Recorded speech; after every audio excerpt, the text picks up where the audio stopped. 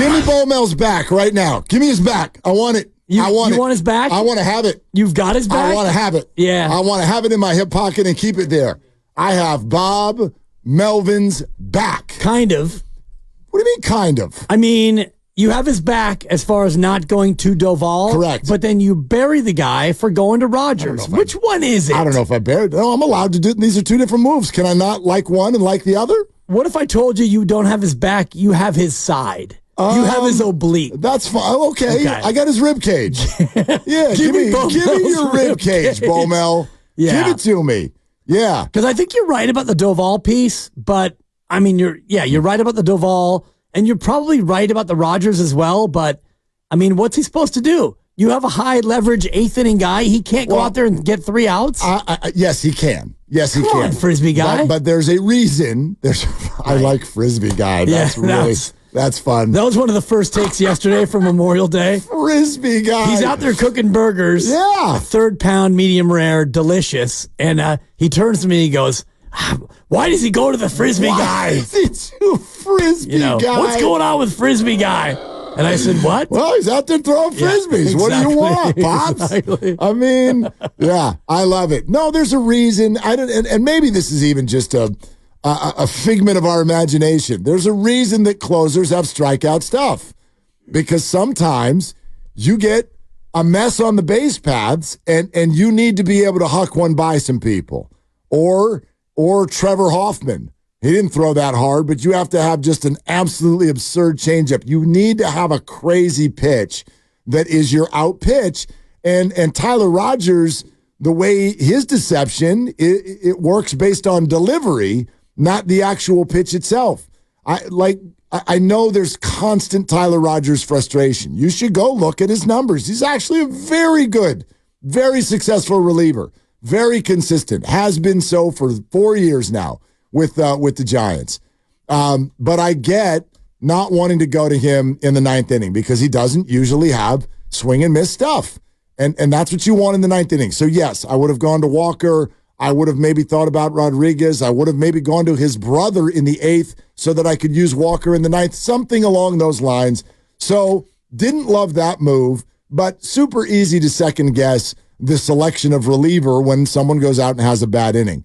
What I constantly heard, and Dibs, I'm not kidding, I heard this everywhere I went this weekend, because I hope everyone had the sun was out, Memorial Day weekend. It's awesome. Hope everybody had their thoughts also for a few minutes about what Memorial Day weekend's all about, because I know, I even saw FP be like, it's not happy Memorial Day. Exactly. It's not a happy day, right? But I hope people did spend a little time and think about those who served and who have given their lives so that we can enjoy the freedoms we have. Absolutely hope that you reflected on that. But I do hope you enjoyed the hell out of the weekend. It was a wonderful weekend, and it was a weekend where I saw a lot of people. I was out and about a lot and saw a lot of friends, and people were all freaking out about why would you pitch Doval when you're up 5 and then you don't have him available the next day when you're up 2. Stupid Bo Mel. Okay. Please explain, someone once said on this radio station. Roxy Bernstein. I just want, this is my only thing. You can go wherever you want with this after I'm done saying it. But on Saturday, when the Giants are in extra innings, it would have been malpractice for Doval to not be gassed up for the bottom of the 10th. The Giants go up 3-2. Then they scratch out one more. They're up 4-2. And then? Bases loaded, 2 outs, pitching change. So during all that time, what's Camilo doing? He's gassed up. He's gassing it up because that man needs to be ready for Yaz to come up, ground out in one pitch. Yeah. Get your butt in the game and close this sucker down. With the runner on second. And no moronic manager would have done anything else. You have to have him gassed up and ready. That's 5 games in 6 days for Camilo. Once he's gassed up, now this is not me anymore. This is every Giants reliever I've ever talked to in my life. Well, it's every pitcher ever. Once you're gassed up, that's an outing. It doesn't matter if you come in the game or not. That's an outing. You are now gassed up. That means you have been used that day. So he's already been used on Saturday. He is therefore out on Sunday, the second he's gassed up. So you have an option there. We could go to someone else, right, and mess around on a crazy week, or we might as well bring him into the game because he's not pitching tomorrow anyway. So this idea, and my God, I've already had the conversation 8 times this weekend. And you'll have it again when Mark Grandy joins us. Good Lord. He was already gassed, and it is not Bo Mel's fault that Mike Yastrzemski put one in the gap off the wall, right, and made it a 7-2 game. They all score. Dude, I love those. Me too. Doval is out for Sunday the second that happens. So that is why, for all the messages I got about, relievers never stood up and sat back down again. Yeah, no, not in that case. Not someone who's throwing 100 miles an hour in center field for about 6 minutes. He's gassed. He's done. He's out for Sunday. So my issue is not the Doval plan and usage.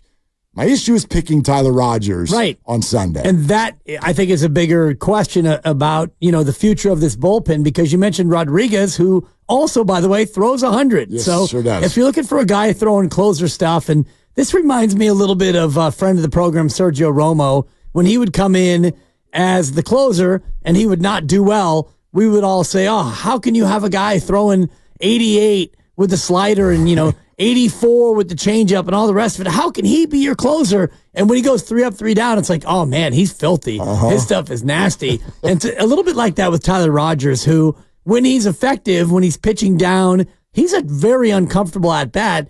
But when the pitches are getting up, he's not overwhelming enough to really be your closer, and that's where we kind of got to on Sunday. Well, the other thing about him, and what I think Giants fans have dealt with before with Tyler Rogers, is the idea of him pitching in extra innings, where there's already a runner at second, and you kind of now need to play extra innings differently, which is, again, you need someone who has the ability to strike someone out, because when there's a runner at second and nobody out, you can score that guy without even getting a hit. Right. If you simply can put bat on ball. Well, Tyler Rogers is easier than most late inning relievers to simply put the ball in play. And that kind of pitching to contact, that's fine. You absolutely can be that kind of pitcher. I'm just not putting that pitcher in, if I don't have to, in the 9th inning of 1 and 2 run games. And that, because also with now the fact that you need to face at least 3 guys, you go out there, 1 or 2 guys get on base, and now you're in a funky spot because people are out of position, they're moving around to cover bases, and you know that hitter is going to get the bat on the ball because he's not a strikeout guy. So yes, that's for me. I'm going with a strikeout guy. And you had a few. Yeah. You had a few available. You did, and that's where, you can go back to Bo Mel, and I know you want to have his back, but you probably have his side, and you have more of toward the back oblique than you do have the front oblique, because you do have his back, but it got a little bit uncomfortable when you saw Rogers go in there and you look at his splits, and for his career, his ERA in the 8th is 2.3, his ERA in the 9th is 4.69. There you go. So he's not a closer. He's the Marco Luciano of relief pitchers. Boy, that got Do awkward. not put him in the 9th inning. Jeez. Don't put him in. No, I'll tell you why I'm going to move back from the oblique to the back, to the way back. Okay. Way back machine. His neck and his back. I got Bo Mel's back, and I think it's a fun time. We're right at the 1/3 pole of the season, and so maybe time for us to take stock of a new manager. 888-957-9570. What are your thoughts? What is your assessment of Bob Melvin, the Giants manager? It's not something you can really assess after 20 games. I feel like we're starting to get to a point where we can have this conversation.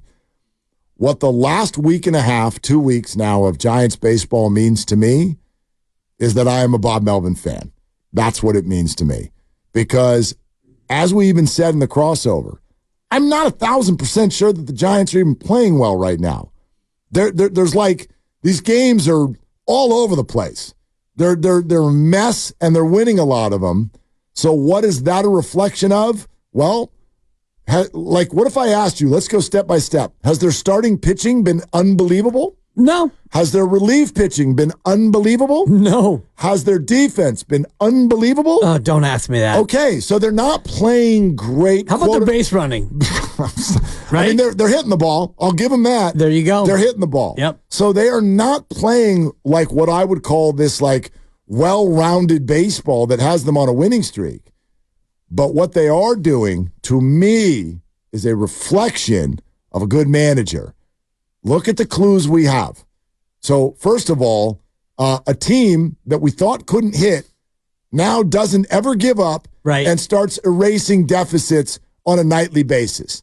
That's a reflection of a good manager. And we already had a couple clues. Who are their two biggest name free agent signings this year? Well, it's Matt Chapman and Blake Snell. What do both of them have in common? Used to play for Bob Melvin and chose to do it again. The longer we get from the previous era, the more I believe the Giants were wrong to talk about San Francisco being a detractor to free agents. I wonder if Gabe Kapler was more of a detractor to free agents. I do know that I've never felt in his, how many years was he the manager? 4 or 5 years? 4 years, I think. Never did I feel like, gosh, free agents are choosing to play for him. And before Bob Melvin had even managed one game for the Giants, you had two pretty big-name free agents sign up to play for their previous manager again. So when you have a belief in the clubhouse, when you're getting performances like this from both young and old, when you have what looks like an inspired dugout and you have guys who are choosing to play for the same manager just like they have previously in their career, I think Bob Melvin's doing a really, really good job, at least to start. Yeah, and he looks better based on what they've done the last 10 games. 8-2 over the last 10, and they're averaging, wait for it, 7.6 runs a game. I mean, they've scored 76 runs, Mark, in the last 10. And I go back to, they put up 10 against Colorado and 14 against Colorado, but those were home games. That's not Coors Field. And then they've gone on to go, they have only scored fewer than 4 runs once in the last 10. And that was a loss, a walk-off loss, the 4-3 game that you talked about with Rodgers, unable to get it done. They're averaging 7.6 runs a game. So, yeah, that makes Bob Melvin look a little bit better over the last 10. And I'm not taking away from your point, because I've always been a Bob Melvin guy, and I do think that this team now, whether it's Kurt Casale coming in, and I think they're 9-2 since he joined the team, and, the vibe is good, and even though Blake Snell can't get a win because he can't make it through 5 innings, and Logan Webb can't get a win because he leaves every game in a 1-1 tie, or you're down 2-1, whatever it is. The fact that this team is fighting late and young guys are coming up and playing well and the veterans are contributing, that to me speaks to the manager. Well, but exactly. So you can say, hey, he looks better because of the 9-2, and I'll be like, right. And the 9-2 is partially a credit to him because of the way they've gotten this done. There's a leadership thing that's going well when you have a team that continually looks at deficits late in games and just stays positive and doesn't give up. That's not all the manager, obviously. These guys have got to go get the hits. But there's definitely a cohesiveness, a leadership aspect to it, in my opinion, that speaks very, very well of Bob Melvin. And yes, as of 3 weeks ago, I thought the jury was still out, partially because there just hadn't been enough data, but also because, look, they weren't a very good baseball team. And here's another kind of conversation I had a few times over the weekend, because the Giants have moved into a playoff spot, which means absolutely nothing after 55 games. But if the season ends today, which it doesn't, I do think having a winning record matters for sure, right? But being in second in the division matters. But the fact that they're in a playoff spot, when you look at their roster, and I really hope every Giants fan starts thinking this way. My God, of course they should be in the playoffs this year, right? Look around the league; they have no excuse to not be in the playoffs with this rotation. And this and who they've got at the back of the bullpen. Man, Ronald Acuna, RIPT. They have no rest in physical therapy. There you go. You're welcome. Second ACL, both legs now. Dude, that sucked. Yep, really does.